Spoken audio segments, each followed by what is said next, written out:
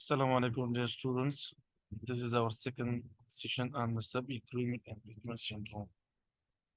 पहले सेशन में जो हमने पढ़ा था उसको थोड़ा सा रिकैप करते हैं और फिर हम चलते हैं टुवर्ड द सेकंड सेशन जिसमें हम डिस्कस करेंगे मैनेजमेंट ऑफ सब-इक्विलिब्रियम इम्पीचमेंट। इसके साथ साथ जो क्लिनिकल एग्जामिनेशन है सब-इक्विलिब्रियम इम्पीचमेंट की ये हम डिस्कस करेंगे और जो रेडियोग्राफिक एनिमल इन्वेस्टिगेशन है उस पर हम बात करेंगे।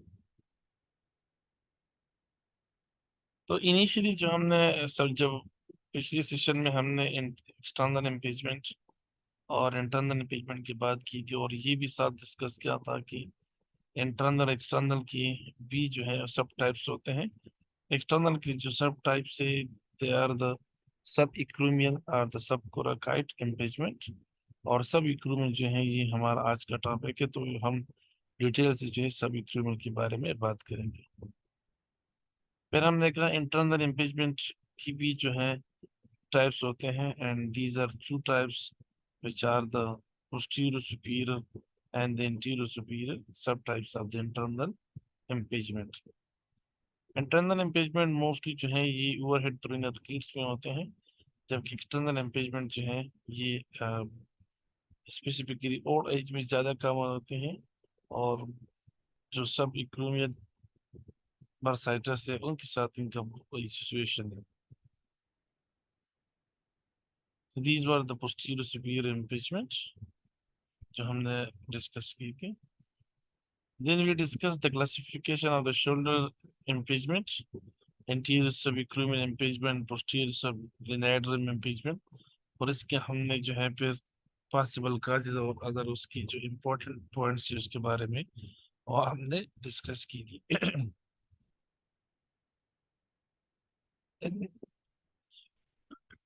We discussed subcoracoid impingement and then suprascapular nerve impingement syndrome.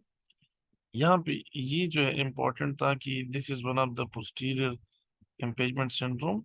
This is that encroachment of that suprascapular nerve.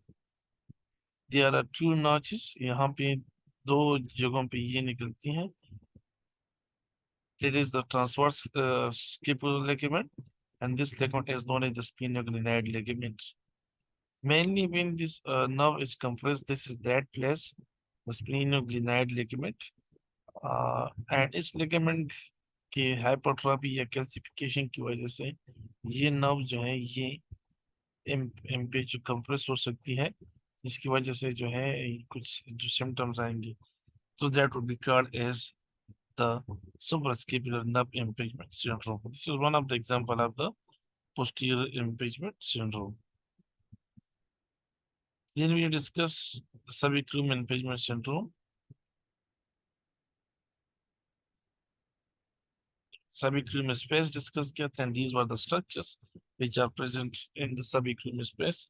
Almost 6 structures they are present in the subacromial space. इसकी स्पेस की जो capacity वो भी हमने डिस्कस की थी कि almost it is 1 centimetre to 1.5 centimetre, और जो ह्यूमन हेड ट्रांसलेशन है दिस इज मैक्सिमम अगर हो जाती है ट्रांसलेशन तो दिस इज 5 cm। और अगर एबनॉर्मल या पैथोलॉजिकल स्पेस जो है इसको रेंज क्या है, if it is less than 7 mm then it is considered as a risk factor for the subacromial impingement syndrome. हमने इम्पीचमेंट सिंड्रोम के बारे में हिस्ट्री में बात की कि ये वर्ड जो है किस तरह जो है सामने और कब आया और किसने ये वर्ड दिया था impeachment syndrome. External impeachment syndrome भी इसको कहते हैं, इंटीरियर इम्पीचमेंट सिंड्रोम भी इसको कहते हैं, सुपराह्यूमन इम्पीचमेंट सिंड्रोम भी इसको कहते हैं, सभी groom impeachment syndrome. Primary causes and secondary causes, primary causes में मोस्टली स्ट्रक्चर चेंज काजेस आते हैं, specifically that structure of the crewman, and more specifically that dull type of the crewman which is known as the hook crewman. That is the type 3 hook crewman. That is the during the presence of this type 3 crewman known as the hooked crewman, there is increased likelihood of the impingement syndrome. These were the secondary causes. These were the cluster of pathologies which may be present during the subacromial impingement syndrome. Internal glenoid impingement, उस पर हमने बात की थी। Then we discuss the etiology of the subacromial impingement syndrome. Both they were intrinsic and extrinsic mechanism थी। यहाँ पे हमने इसकी वेस्कुलरिटी की बात की थी कि जो सुपरस्केपुलर टेंडन है ये when it is inserted there at the greater tuberosity, तो उससे 10 तकरीबन 10 मिलीमीटर proximal जो है, there is a zone which is avascular and that is known as the critical zone, and that zone जो है ये है कि हमने डिस्कस किया, तो इसको दूसरा नाम क्या कहते हैं ये भी हमने डिस्कस किया था, जो वाटरशेड रीजन भी इसको कहा जाता है। इसकी लेंथ, इसके वेट, इसके बारे में हमने डिटेल से प्रीवियस सेशन में बात की थी। एज के साथ क्या ताल्लुक है, जेंडर के साथ क्या ताल्लुक है, और दूसरी वो जो चीज इसकी है क्रिटिकल जोन की हमने डिस्कस की थी। एक्सटेंसिव फैक्टर में दो फैक्टर हो सकते हैं, that is the anatomical structure हो सकती है या बायोमैकेनिकल अल्टरेशन।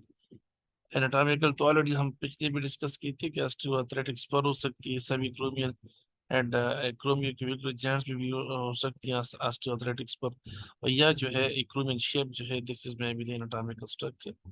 Biomechanical जो है, that is the alteration in the scapulohumerokinetics, and that because of that there may be weakness and as may be imbalance between the muscles of the rotator cuff. अब क्या क्या alteration आ सकती है in the kinetics of the subacromial impingement syndrome, तो वो भी हमने discuss की थी, और these are the causative factors behind that subacromial impingement syndrome. These are the signs and symptoms. That is very important that when there is painful arc crest, so usually the subacromial pain is present between the 60 and 120. And if the pain is present beyond 120, but there is no pain below 120, so it is mostly related to the pathology is the site of pathology is the subacromial joint. This is very important characteristic of pain. Given it is the night pain and sleep is being disturbed, so there will be rotator cuff here. But if the age of the patient is less than 30, so mostly the mechanism for their rotator cuff is the biomechanical alteration and the inflammation in the tendon. And if it is more than 45 degree of age, so there may be history of trauma and there will be rotator cuff here. On the other hand, हमने painful arc discuss किया था कि if it is इस तरह पिछली pictures में हमने discuss किया कि 120 से ऊपर हो तो एक्रोमियल जॉइंट इन्वॉल्व है, और अगर 60 120 की दरमियान है तो सब एक्रोमियल इम्पिंजमेंट सिंड्रोम की ये इंडिकेशन है। केजिंग पॉपिंग क्लिकिंग है तो this is the AC joint arthritis या ग्रीन ह्यूमरल जॉइंट आर्थराइटिस या there may be labral tear. Again, it is very important what are the stages of the IES according to the NEET classification.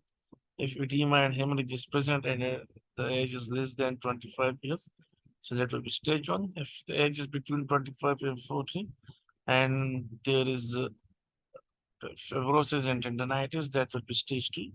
And if it is more than 40 years and tendon rupture is present, bone spur is present, which may lead to the progressive disability, that will be stage 3. फिर उसकी हमने discuss की थी कि classification of सबक्यूमेन impeachment, जो type 1, type 2, type 3 and type 4 थी। Type 1 में ये था कि एज इसमें 25 से कम होगा, टाइप 2 में 25 से 40 इयर्स होगा, एंड टाइप 3 एंड टाइप 4 दोनों में the age will be more than 40 years old. Type 3 type 4 दोनों में अगर 40 इयर्स ओल्ड है तो फिर डिफरेंस क्या है? डिफरेंस सिर्फ ये है कि एक में स्मॉल रोटेटर कफ टियर होता है, दूसरे में जो है जो रोटेटर कफ टियर थोड़ा सा लार्ज होता है। अदरवाइज दोनों में जो है subacromial decompression which is a surgical procedure, the shedding away of that acromion also known as the acromioplasty, इनके बहुत अच्छे रिजल्ट्स आते हैं in the type 2, type 3 and type 4। Similarly, there will be no tear in the type 1 and type 2, but tear will be present at the type 3 and type 4. Type 1 में conservative treatment होगी, बाकी तीनों में जो है surgical treatment होगी, type 2, type 3, type 4। सो अगर हम इसको इस तरह की उसमें क्लासिफाई करें या इस तरह अगर हम कर सकते हैं कि on the basis of treatment, so there are two types, type 1 and the other type 2, type 3, type 4, they needs the surgical treatment. अगर हम tier की बात कर ले तो initial 2 types they have no tier and the last 2 their tier will be present. अगर हम as की बात कर ले तो हमने डिस्कस किया, और इनिशियली जो है देयर इज रिवर्सिबल, बाकी जो है वहाँ पे अगर स्कारिंग मौजूद है तो दैट विल बी परमानेंट। और टाइप 1 में जो उनकी स्वेलिंग भी टेंडनाइटिस भी होगी, सो दैट्स व्हाई वहाँ पे जो है ये कंजर्वेटिव ट्रीटमेंट जो है that will response better. The important topic जो थोड़ा सा मैं रिकैप कर लूंगा डिटेल के साथ, again I will discuss you will discuss this topic again. This is how the subacromial syndrome occur. What is the mechanism of this condition? So, three mechanisms have been reported in the literature. Two of them are the important, and one is of have less important. The two important pathways are the PC tightness, the posterior capsule tightness, and the next one is the rotator cuff insufficiency, and the third one is there may be some anatomic anomalies, which including that type 3 hooked type Impingement, and there may be some degenerative changes which may lead to the Subacromial syndrome. So that was the normal abduction elevation, in which we discussed that for normal abduction elevation we need the healthy rotator cuff, we need the legs posterior capsule and axillary, and as well as we need the healthy musculature. Healthy musculature means in sense of their strength and length, there would be enough flexibility, there would be enough strength to be to work actively and normally around the scapula. So ये हमने normally क्या क्या होती है, there is usually scapula rotates superiorly normally, internally rotate होती है until posteriorly. These were the upward and downward rotators. The upper trapezius, serratus anterior, and lower trapezius, they are the upward rotator. Rhomboids, levator scapulae, and pectoralis minor, they are the downward rotator of the scapula. This was the reaching up behind the back movement. And for that movement, the patient needs internal rotation. And for internal rotation, the patient needs the legs posterior capsule. So if there is tightness in the posterior capsule, it may lead toward that internal rotation deficit, a limitation in the internal rotation. This condition is basically known as the GERD, glenohumeral internal rotation deficit. And if there is an internal rotation deficit, then obviously the person will be unable to do that reaching up behind the back movement. So that is glenohumeral internal rotation deficit, which may be present and in overhead athletes when they just visit a clinic or visit a hospital with the complaint of that SIS. And this GERD, their disease that may be present in a number of other conditions as well. It is not only present in this SIS. Sometimes this posterior capsule may be tight in the frozen shoulder as well. Here there is adhesion in the posterior capsule, and again there will be when there is as we discussed that for the internal rotation of the scapula, जो normally होता है during the elevation, there is internal rotation of the scapula. For the internal rotation of the scapula, we need the legs posterior capsule. तो अगर posterior capsule tight होगा, so internal rotation नहीं होगी, और internal rotation नहीं होगी, so obviously there will be abnormal scapular movement, जो हमने कहा था previous session में कि जिसको हम scapular dyskinesia कहते हैं. There are a number of exercises which may be used to release the adhesion in the posterior capsule, to release that posterior capsule tightness. There is a across the body stretch, जिसमें patient जो है अपना एक हाथ जहाँ जिसको stretch करना है, एल्बो को फ्लेक्स करके हाथ आपको कंट्रोलेटरल शोल्डर पर रख देता है, एंड देन दूसरे हाथ से कंट्रोलेटरल हाथ से axial load on the distal from elbow to distal wrist की तरफ जो है इसको एक्सेल लोड है, जिसकी वजह से इसकी पोस्टीरियर कैप्सूल जो है ये थोड़ा सा स्ट्रेच होगा.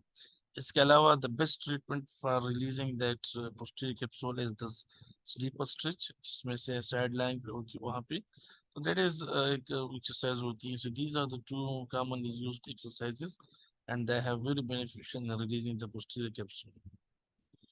So this is actually the testing of internal capsule on the right side of this patient.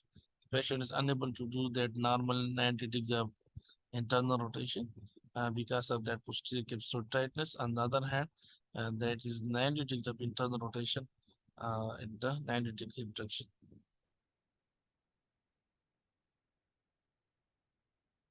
So when there is tightness in the posterior capsule, there will be limitation of internal rotation.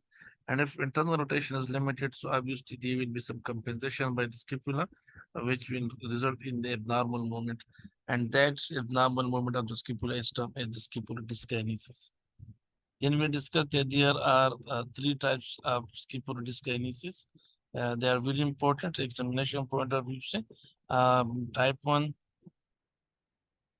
scapular dyskinesis is when there is a prominence of the inferior medial border, and this is just because of the weakness of the lower trapezius, latissimus dorsi, serratus inferior, and the tight pectoral minor, and as well as the major.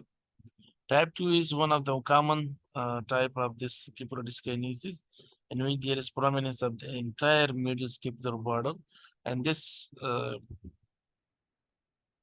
scapular dyskinesis is because of the weakness of the serratus anterior, rhomboids, and all fibers of the trapezius, including the upper, middle, and lower trapezius muscle.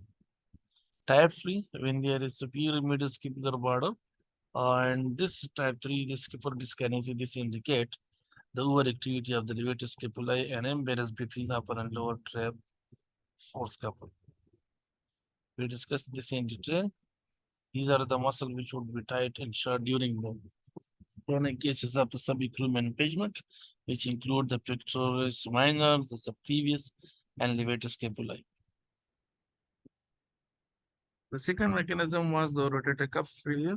When there is a rotator cuff failure, so obviously uh, the rotator cuff function is to resist the action of the deltoid muscle. Deltoid muscle क्या करता है, ये during डिरिवेशन ये humeral head को ऊपर लेके जाते हैं, यानी away from the that ग्लेनाइड फोर्सा.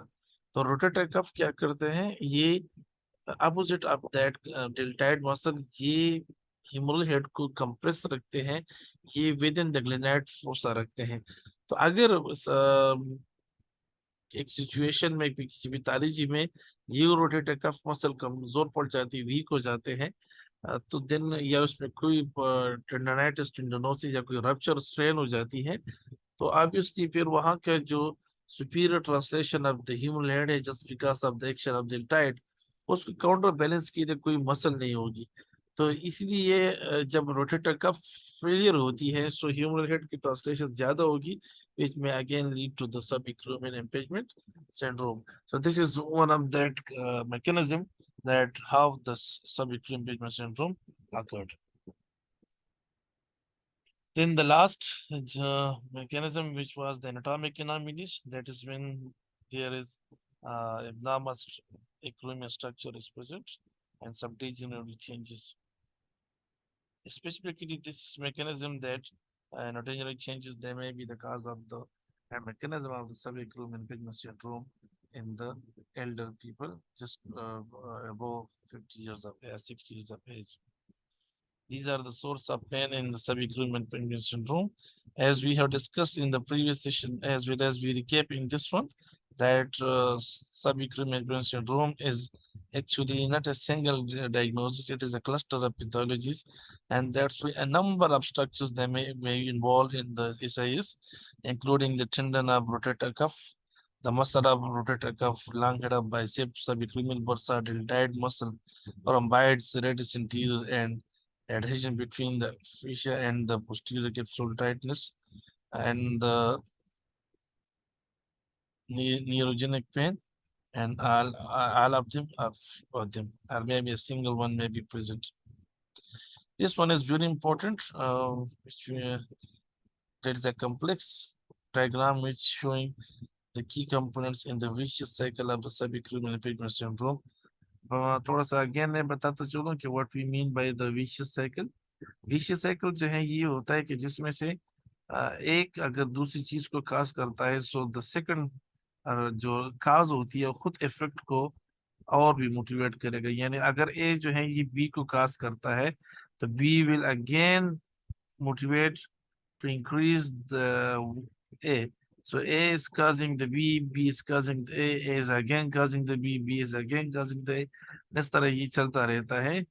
That never, so जब तक इसको ट्रीट नहीं किया जाता, इस साइकिल को जो है इसमें से जो कंपोनेंट है उसको थोड़ा सा रिकवर नहीं किया जाता, इसको रिहेबिलिटेट नहीं किया जाता, तो ये फर्दर जो है दैट में and the when there is complete rupture of the tendon. So basically, when there is anterior, when there is rotator cuff dysfunction, yeah, we can say that weakness of the rotator cuff, so that may lead to the posterior capsule tightness. या अगर posterior capsule tightness मौजूद है, तो इसकी वजह से जो है the person will be unable to move properly, especially the internal rotation, which may lead to the dysfunction of the rotator cuff muscle.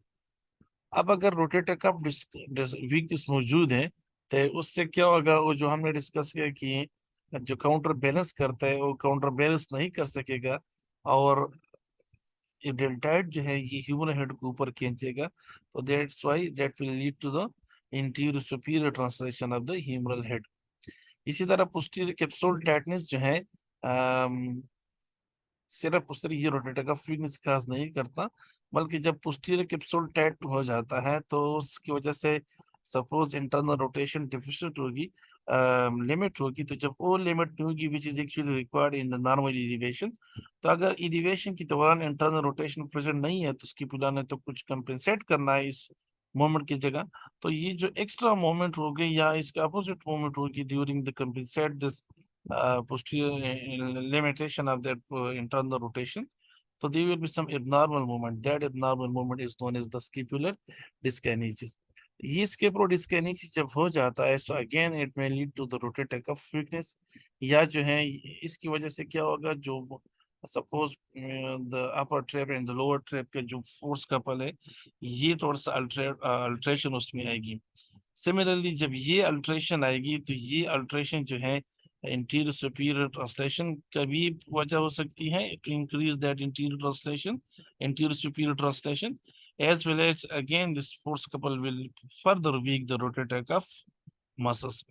This force couple alteration may also cause the pain and relative mobility without any impingement syndrome, but this force couple alteration is they will cause the subacromial impingement. In the there is scapulodyskinesia. Because of the scapulodyskinesia, there may be abnormal movement of the scapula, and they may sometimes lead to reduction in the subacromial space. अब ये reduction in the space जब होगा, so obviously there will be impingement of something, which we call something is supraspinatus tendon mostly, which we call it the subacromial impingement.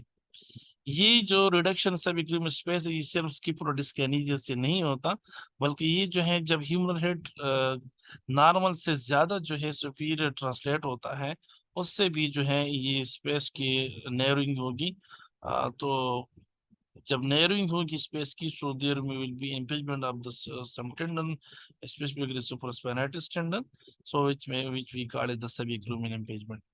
ये reduction जो है in the acromion space, that is not only just because of the increase interior translation of the humeral, बल्कि जो है और न सिर्फ ये इसकी प्रोडिस्किनेसिया से हो सकती है, बल्कि जो है ये some time abnormal acromion structure, specifically that type 3 hook type of acromion, उसकी वजह से भी जो है ये स्पेस रिड्यूस हो जाती है। Some time spur may be present at the acromial joint, वहां उस पर की वजह से भी जो है स्पेस जो है रिड्यूस हो सकती है, या वहां पे जो है कोई मसल वगैरह के टीयर हो चुकी है, या डिजनरेशन हो चुकी है, कैल्सिफिकेशन हो चुकी है, या पोस्चर प्रॉब्लम है वहां पे, तो ये जो इन तमाम की वजह से भी जो है रिडक्शन ऑफ द सबक्यूमेन स्पेस। अब ये जो रिडक्शन एक्यूमेन स्पेस है, ये अगर इंटीरियर सुपीरियर ट्रांसलेशन ह्यूमरल की वजह से है, या स्किपुलोडिस्किनेसिया की वजह से है, या एनामलीज या इसकी वजह से है, इन तमाम सूरतों में there will be reduction there will be stenosis of that subacromial space in which may lead the impingement of the supraspinatus. और जब ये super subacromial impingement होगा, so there will be pain and related immobility. जब pain होगा तो pain की वजह से there may be no movement related to immobility. इसकी वजह से जो है पोस्टीरियर कैप्सूल फर्दर जो है टाइटनेस में चला जाएगा, एडहेजन उसमें आ जाएंगी। इसी तरह ये जो पेन एंड रिलेटेड मोबिलिटी है, ये दोबारा से जो है यहाँ पे रोटेटर कफ डिसफंक्शन जो है वीकनेस काज करेगा। And again when if there is no involvement, no treatment, no break of this chain, this process will be carry on, and it will end when there is complete degeneration of this joint, when there is complete rupture of the tendon which are going to impinge here. So that's why there is a need to be break of this component. Otherwise, there will be a continuous process. There will be never end to this end. It will end when there is complete end of the structures, end of the dysfunction, complete dysfunction of the structure involved. So this is our new slides जहाँ से हम शुरू करेंगे। Previous slide में भी हमने थोड़ा सा range of motion discuss की थी, लेकिन we will discuss our new lecture here.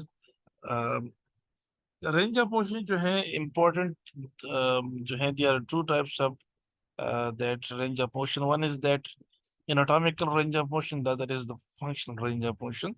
So during the rehabilitation, the therapist aim should be to achieve that functional, at least the functional range of motion, because sometimes in patient pathological condition, the anatomical range of motion, they may be unable and may be impossible to achieve.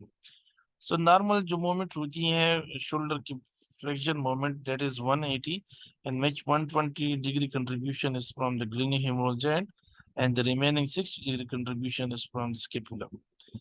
Extension, that is mostly up to the 35 to 40 degree. Abduction of the scapula and abduction of the shoulder, that is 180 when the palms are up. Adduction, that is 0 degree, the neutral position is known as the adduction. And if it is more from beyond that 0, so that will be called as the horizontal adduction. External, but horizontal adduction is something else that is in the transverse plane, while this adduction is in the coronal plane. External rotation, internal rotation would be almost similar, or there may be a slight difference. External rotation will be minimum as compared to the internal rotation, and there are a number of reasons why the external rotation they are limited. The first thing is the anatomy of the shoulder joint.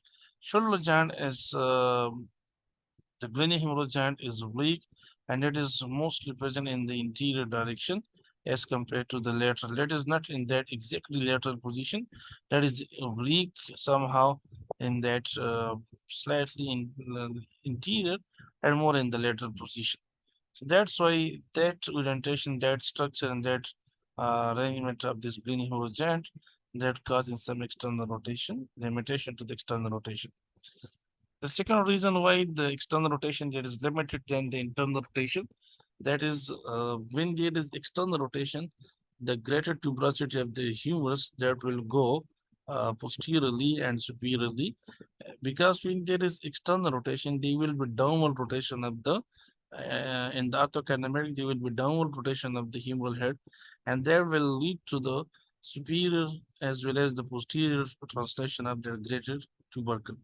So when there is greater tubercle interior and superior and posterior translation, there may be abutment between this greater tubercle and the glenoid rim. So to avoid such abutment between the rim and the glenoid tubercle during that external rotation, there is some limitation and restriction on the external rotation. As compared to the external rotation, internal rotation somehow slightly more than the external rotation, that is almost 55 degree. So how we can check the forward flexion? We will ask the patient to just stretch their arm and brought upward and move as far as, the patient, we can ask the patient to, they may take help of the other normal hand If the 0 degree is defined as the neutral position or at a straight down position, and one it is known as the straight up position of the patient during the forward flexion. In the abduction, the arm will be straight and the palm will be in the upside direction. There will be in supination and range of motion made in degrees as for the forward flexion. If we check the strength of the different muscles and different movement, so flexion, in this flexion, we are going to check the strength of the interior deltoid, and the interior deltoid is also accompanied by the long head of bicep. Uh, but bicep is mostly initiated for the femur for the elbow, and here the shoulder interior the friction in that forward friction is mostly because of the interior deltoid. So in this friction, yeah, interior deltoid strengthening test, the therapist will be standing just behind the patient, and the patient will be sitting on a chair, on a couch, on a stool. The one hand that would be on the um, somehow we can say that superior posterior, slightly posterior, slightly superior, and the to just to stabilize the scapula, stabilize the that girdle, shoulder girdle, and on the other hand, it will give some resistance to that in friction in the forward direction. And the patient will try to move that shoulder in that interior direction and forward flexion, and through this hand the therapist will provide resistance. So if the we should always start from the tree. If the patient can do the actively, if the patient can actively contract the muscle and movement कर सकता है, so then we should go to the grade 4 in the manual muscle testing. And if we can't do the grade 3, then obviously we will go towards the grade 2. We should never start the strength of the muscle with resistance until we are really clear that the muscle strength is much more enough in normal. So this is checking the interior deltoid or the flexor of the interior flexor. To check the extensor of the shoulder, the same position of the stabilizing hand that would be in the same place. The fingers they would be on the top of that shoulder, and the palm will be on the back of the shoulder, just on the girdle. The patient will try to extend the shoulder joint, and the therapist will resist this movement. So that will be checking the posterior deltoid of the shoulder, and also to check the strength of the shoulder joint extensor. If we want to check the strength of the supraspinatus, so the patient, you will ask the patient to raise their hand in the scapular plane, and then we will ask them just to bring the thumbs towards the floor, which means there will be internal rotation at the glenohumeral joint. And at the same time, when the patient is just having the scapular elevation, and the elevation in the scapular plane with the thumbs pointing towards the floor, that means that is in the internal rotation of the scapula. Then the therapist, if the patient can execute this movement without any problem, then the therapist will provide resistance. Initially, minimum resistance will be applied, and if the patient can overcome the minimum resistance, then the maximum resistance will be provided at the distal end of the arm. These pressure on they should be distal to the elbow joint. They can be checked with the contralateral side. Both the sides should be checked in the examination. So that was actually a supraspinatus testing test, which we can also call as the empty can test. Then another test is the lift up test. For the lift up test, the one thing which is necessary that the patient should have normal internal rotation, because the movement which is required in the lift up test, this is the internal rotation or the hand behind the back. One we discussed previously was the reaching up behind the back. There is no reaching up, just simply the patient have to touch the lumbar area, and because that will need the internal rotation. So this test is applied to assess the strength of the subscapularis, which is actually a internal rotator. So this is an internal rotator, and that's why we will do the internal rotation of the patient, and then we will ask the patient just to resist the upping the therapist will try to keep the arms against the wall of the lumbar, skin of the lumbar, while the patient will try to remove away to bring the shoulder into again in the neutral position. So if the patient can overcome the forces in the grade, so there will be grade 5. And if minimal resistance was applied, there will be the grade 4. So the lift flap test is used for the subscapularis muscle testing, while the empty can test is used for the muscle strength of the supraspinatus muscle. The next is the external rotation strengthening test or the infraspinatus and the teres minor. The main muscle which involved in the external rotation is the infraspinatus, but teres minor have also have its own contribution. In this position, the main thing which we should be kept in mind, we should be very careful that there should be no separation of that middle elbow and the skin of that lateral abdomen. It means the shoulder will be exactly at the 0 degree neutral position. There will be no abduction. There will be 0 degree abduction and 0 degree flexion. There will be 90 degree flexion at the elbow joint, and this is actually the requirement of this test that the patient should have the 90 degree of elbow flexion. During these tests, the patient will keep the elbows just against the torso, just against that the lumbus on the both side of the lumbus, and then the the therapist will provide some resistance to on the outside of the hand, and the patient will try to bring these hands, both hands, away from each other. If these hands they are brought against each other, that in this direction and this in this direction, just like the opening of the door, then that will be called as the external rotation of the shoulder. So the patient will do to bring these hands away from each other, and the therapist will just try to maintain these both hands in its own position. If the patient is overcome the therapist force, then there will be a positive, a negative test. But if the patient can't overcome even the minimum resistance provided by the therapist, there will be a positive test for the that internal external rotator weakness. Two muscles they are used most commonly, but the infraspinatus is the main muscle for the external rotation.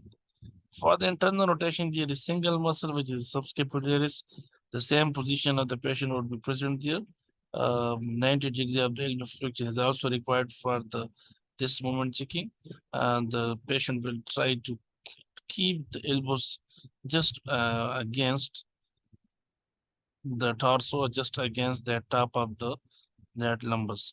But one thing we should be remember and should be kept in mind that there should be no flexion beyond 90 degree. There should be 0 degree interior forward flexion. There should be 0 degree abduction. So, and that during this procedure, the patient will just try to bring both palms with each other. That will just like the closing of a door. Both doors are closing. It means the patient will try to bring his or her hand just towards the BD. And the therapist with cross arms, he will apply the resistance with the cross arm, and both hands will just stop and prevent the person just to bring their palms against their body, against their body. So that test is used to check the internal rotation. Because to touch the someone body, if someone is going to touch his or her body, he or she is using their internal rotators, they are using the subscapularis. So just we can, if we want to check the strength of these muscle, so we should have that position in which they are going to be move that area. The near sign may be present in the subacromial impingement syndrome. What is the knee sign? The patient should be seated with arms side or palm down. That may be conducted in the standing position as well, but the seated position is more recommended. The examiner will be standing just behind the patient, and the examiner will stabilize scapula and raise the arm between the flexion and abduction, which is actually the scapular plane. Scapular plane is just at the midway point from the flexion that's the sagittal plane and the coronal plane. So this scapular plane is 45 degree to both. That is 45 degree to both the um, that flexion, and as well as it is 45 degree from the complete lateral abduction. So the examiner stabilizes the scapula and raises the arm between the flexion and abduction. This arm will just stabilize the scapula and then will bring the patient arm in the, raise the arm in the scapular plane. During this moment, if the patient have pain, so it will be a positive sign for the subacromial joint. We can see here the thumbs is toward the ceiling, which means the shoulder is in the internal rotation. So this is very important. When the therapist is raising the arm in the scapular plane, it should be in the internal rotation. Internal rotation means the palms of the hand out would be facing to the opposite side of the patient, to that side. So that will be just to assess the strength of the muscles. If there is weakness, if there is pain, which will indicate that there is presence of that subacromial impingement syndrome.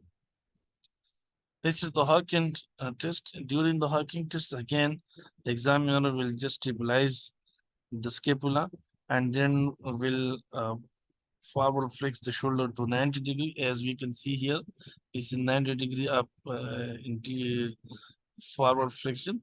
This hand is going to stabilize the scapula, and then the patient's elbow joint will be flexed to 90 or will be rotated in the internal direction. So internal rotation of that arm. So if the pain is present during this maneuver, then it will be considered as a positive. And if pain is not there, then there may be some another problem, which may be somehow some other structure, but there is no subacromial impingement. The reason behind why the positive test will give the indication for that subacromial impingement, because during the internal rotation of the glenoid hemorrhagiant, they will be further decrease in the subacromial space.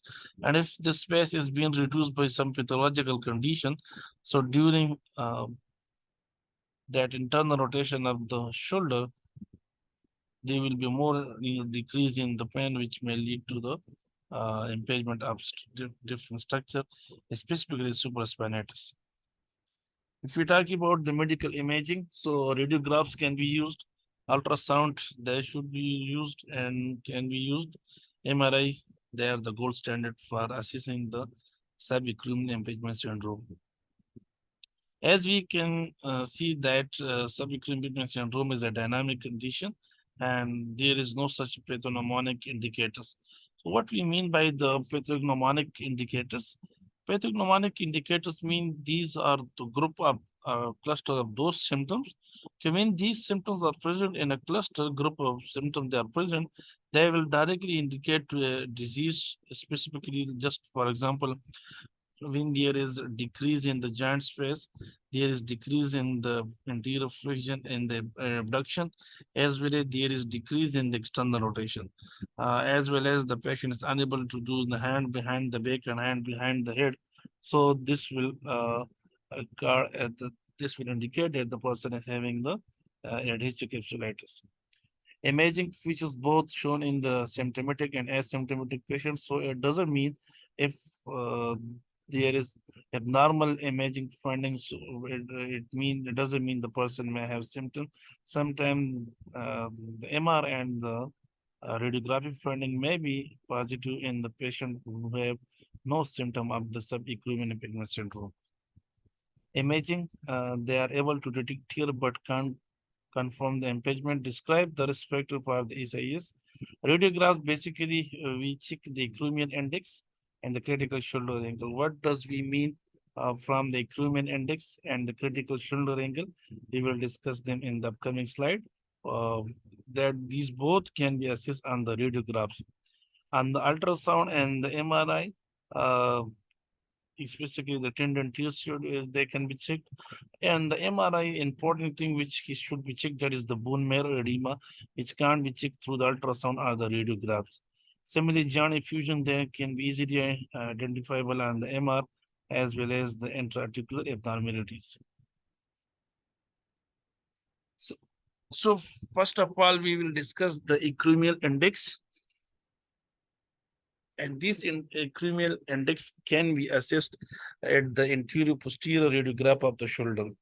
This acromial index is the ratio between the distance from the glenoid, that point from the glenoid where the distance is measured, that is indicated as G, and the lateral edge of the acromion, that point is the other end is the A. So it means this distance will be called as the GA because the distance is between the G and A. G is that glenoid point and A is that lateral edge of the acromion. The ratio would be with another distance, and that another distance would be from the glenoid, as well as the other end will be the lateral edge of the greater tuberosity. So if we check here in this example, we can see here, this is that point G, this is G, and this is also G. So the distance between the G, which is that glenoid, and with the lateral border of that acromion, that will be called as the, so this is the point A. That this distance is known as the GA. If we draw a line across that axial at the glenoid fossa, so the distance from that long axis of that glenoid to that lateral border of the acromion, that would be called as the GA. Another distance, that would be the distance from that long axis of the glenoid to that lateral border of the that greater tuberosity. This is that greater tuberosity. So the ratio between the GA and the GH is actually known as the acromion index. The normal value is 0.64, and if this value may be increased, there may be decrease or increase in these values. If there is a increase in this value, suppose it is 0.73, so that may indicate that the patient is having a large rotator cuff tendon tear. And if it is less than 0.6, it may indicate, or less than 0.6, it may indicate the patient is having osteoarthritis. So what does it mean? When this ratio will be increased, suppose GA is on the top. So if this GA, if this is more, the value will be less. It means, and if this distance is more, the glenohumeral, yeah, we can say that GH distance is more, the value will be shorter. It means